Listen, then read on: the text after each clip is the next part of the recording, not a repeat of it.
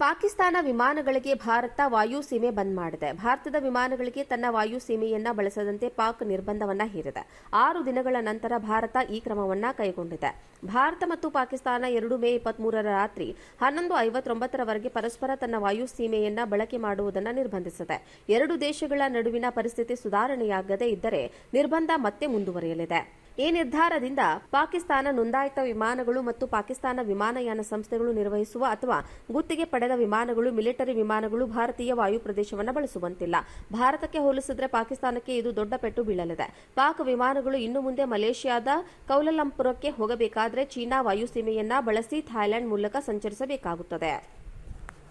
ಪಾಕಿಸ್ತಾನ ವಿಮಾನಗಳಿಗೆ ಭಾರತ ವಾಯು ಸೀಮೆ ಬಂದ್ ಮಾಡಿದೆ. ಭಾರತದ ವಿಮಾನಗಳಿಗೆ ತನ್ನ ವಾಯು ಸೀಮೆಯನ್ನ ಬಳಸದಂತೆ ಪಾಕ್ ನಿರ್ಬಂಧವನ್ನ ಹೇರಿದೆ. 6 ದಿನಗಳ ನಂತರ ಭಾರತ ಈ ಕ್ರಮವನ್ನ ಕೈಗೊಂಡಿದೆ. ಭಾರತ ಮತ್ತು ಪಾಕಿಸ್ತಾನ 2 ಮೇ 23ರ ರಾತ್ರಿ 11:59ರವರೆಗೆ ಪರಸ್ಪರ ತನ್ನ ವಾಯು ಸೀಮೆಯನ್ನ ಬಳಕೆ ಮಾಡುವುದನ್ನು ನಿರ್ಬಂಧಿಸಿದೆ.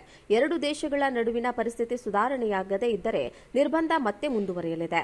ಈ ನಿರ್ಧಾರದಿಂದ ಪಾಕಿಸ್ತಾನ ನೋಂದಾಯಿತ ವಿಮಾನಗಳು ಮತ್ತು ಪಾಕಿಸ್ತಾನ ವಿಮಾನಯಾನ ಸಂಸ್ಥೆಗಳು ನಿರ್ವಹಿಸುವ ಅಥವಾ ಗುತ್ತಿಗೆ ಪಡೆದ ವಿಮಾನಗಳು, ಮಿಲಿಟರಿ ವಿಮಾನಗಳು ಭಾರತೀಯ ವಾಯು ಪ್ರದೇಶವನ್ನು ಬಳಸುವಂತಿಲ್ಲ. ಭಾರತಕ್ಕೆ ಹೋಲಿಸಿದರೆ ಪಾಕಿಸ್ತಾನಕ್ಕೆ ಇದು ದೊಡ್ಡ ಪೆಟ್ಟು ಬೀಳಲಿದೆ.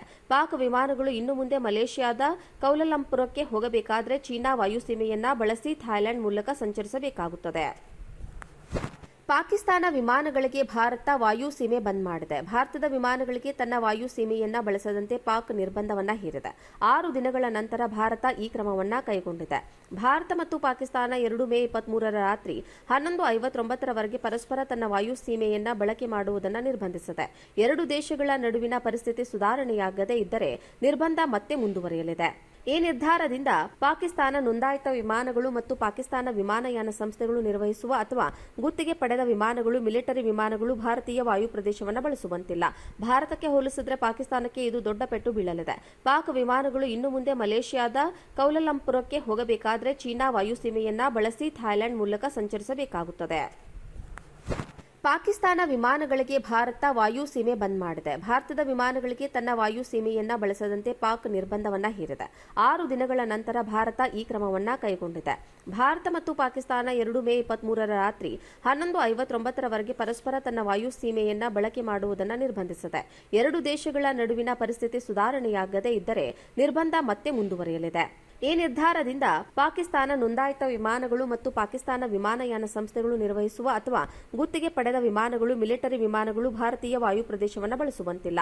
ಭಾರತಕ್ಕೆ ಹೋಲಿಸಿದರೆ ಪಾಕಿಸ್ತಾನಕ್ಕೆ ಇದು ದೊಡ್ಡ ಪೆಟ್ಟು ಬೀಳಲಿದೆ. ಪಾಕ್ ವಿಮಾನಗಳು ಇನ್ನು ಮುಂದೆ ಮಲೇಷ್ಯಾದ ಕೌಲಾಲಂಪುರಕ್ಕೆ ಹೋಗಬೇಕಾದರೆ ಚೀನಾ ವಾಯುಸೀಮೆಯನ್ನ ಬಳಸಿ ಥಾಯ್ಲೆಂಡ್ ಮೂಲಕ ಸಂಚರಿಸಬೇಕಾಗುತ್ತದೆ. ಪಾಕಿಸ್ತಾನ ವಿಮಾನಗಳಿಗೆ ಭಾರತ ವಾಯು ಸೀಮೆ ಬಂದ್ ಮಾಡಿದೆ. ಭಾರತದ ವಿಮಾನಗಳಿಗೆ ತನ್ನ ವಾಯು ಸೀಮೆಯನ್ನ ಬಳಸದಂತೆ ಪಾಕ್ ನಿರ್ಬಂಧವನ್ನ ಹೇರಿದೆ. 6 ದಿನಗಳ ನಂತರ ಭಾರತ ಈ ಕ್ರಮವನ್ನ ಕೈಗೊಂಡಿದೆ. ಭಾರತ ಮತ್ತು ಪಾಕಿಸ್ತಾನ 2 ಮೇ 23ರ ರಾತ್ರಿ 11:59ರವರೆಗೆ ಪರಸ್ಪರ ತನ್ನ ವಾಯು ಸೀಮೆಯನ್ನ ಬಳಕೆ ಮಾಡುವುದನ್ನು ನಿರ್ಬಂಧಿಸಿದೆ. ಎರಡೂ ದೇಶಗಳ ನಡುವಿನ ಪರಿಸ್ಥಿತಿ ಸುಧಾರಣೆಯಾಗದೇ ಇದ್ದರೆ ನಿರ್ಬಂಧ ಮತ್ತೆ ಮುಂದುವರಿಯಲಿದೆ. ಈ ನಿರ್ಧಾರದಿಂದ ಪಾಕಿಸ್ತಾನ ನೋಂದಾಯಿತ ವಿಮಾನಗಳು ಮತ್ತು ಪಾಕಿಸ್ತಾನ ವಿಮಾನಯಾನ ಸಂಸ್ಥೆಗಳು ನಿರ್ವಹಿಸುವ ಅಥವಾ ಗುತ್ತಿಗೆ ಪಡೆದ ವಿಮಾನಗಳು, ಮಿಲಿಟರಿ ವಿಮಾನಗಳು ಭಾರತೀಯ ವಾಯು ಪ್ರದೇಶವನ್ನು ಬಳಸುವಂತಿಲ್ಲ. ಭಾರತಕ್ಕೆ ಹೋಲಿಸಿದರೆ ಪಾಕಿಸ್ತಾನಕ್ಕೆ ಇದು ದೊಡ್ಡ ಪೆಟ್ಟು ಬೀಳಲಿದೆ. ಪಾಕ್ ವಿಮಾನಗಳು ಇನ್ನು ಮುಂದೆ ಮಲೇಷ್ಯಾದ ಕೌಲಾಲಂಪುರಕ್ಕೆ ಹೋಗಬೇಕಾದರೆ ಚೀನಾ ವಾಯುಸೀಮೆಯನ್ನ ಬಳಸಿ ಥಾಯ್ಲೆಂಡ್ ಮೂಲಕ ಸಂಚರಿಸಬೇಕಾಗುತ್ತದೆ.